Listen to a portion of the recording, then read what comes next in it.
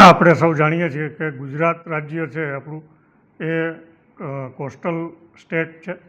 પાકિસ્તાન સાથે આપણે જમીન અને દરિયાઈ બંને સરહદે જોડાયેલા છીએ.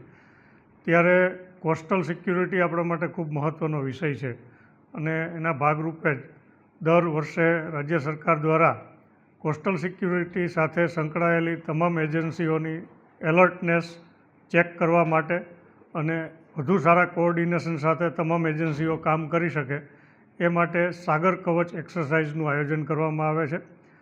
આપણા જિલ્લાની અંદર પણ તારીખ 6 અને 7 એમ 2 દિવસ માટે આ સાગર કવચ ડ્રીલનું આયોજન કરેલું છે.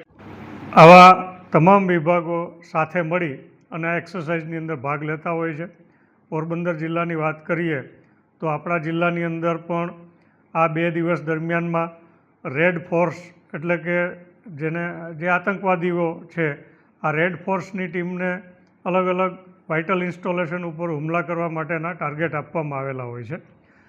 અને બ્લુ ફોર્સ એટલે કે આપણી સિક્યુરિટી એજન્સીઓ જે આ 2 દિવસ દરમિયાન સતત સતર્કતા સાથે કામ કરી અને રેડ ફોર્સની ટીમના હુમલા છે એને નિષ્ફળ બનાવવા માટે કામ કરતી હોય છે. આ 2 દિવસ દરમિયાનમાં જ વાત કરીએ તો આપણા જિલ્લાની બ્લુ ફોર્સ દ્વારા 4 જેટલી રેડ ફોર્સની બોટને પકડી પાડી અને એમના હુમલાઓ છે નિષ્ફળ બનાવેલા છે. ખાસ કરીને આ 2 દિવસ દરમિયાનમાં આપણે દરિયાઈ વિસ્તારની અંદર પેટ્રોલિંગ કરીએ છીએ કોસ્ટગાર્ડ અને નેવી સાથે. આ ઉપરાંત જે કોસ્ટલ હાઈવે છે પોરબંદર જિલ્લાનો, આ કોસ્ટલ હાઈવે ઉપર પેટ્રોલિંગ કરવામાં આવે છે. અમારી જે અલગ અલગ ચેકપોસ્ટ છે, લેન્ડિંગ પોઈન્ટ્સ છે, એના ઉપર પણ બંદોબસ્ત ડિપ્લોય કરવામાં આવે છે. આ ઉપરાંત જિલ્લાના જે મહત્ત્વના જે વાઇટલ ઇન્સ્ટોલેશન છે એ વાઇટલ ઇન્સ્ટોલેશનની સુરક્ષા માટે પણ પોલીસનું ડિપ્લોયમેન્ટ કરવામાં આવે છે. એટલે ખાસ કરીને આ એક્સરસાઇઝ દરમિયાન અલગ અલગ એજન્સીઓ વચ્ચે બેટર કોઓર્ડિનેશનથી કઈ રીતના કાર્યવાહી થઈ શકે આ એનો મુખ્ય ઉદ્દેશ્ય છે. અને સાથે સાથે તમામ એજન્સીઓની સતર્કતા કેટલી છે અને એની અંદર હજી વધારે સુધારો કઈ રીતના થઈ શકે આનો મુખ્ય ઉદ્દેશ્ય છે.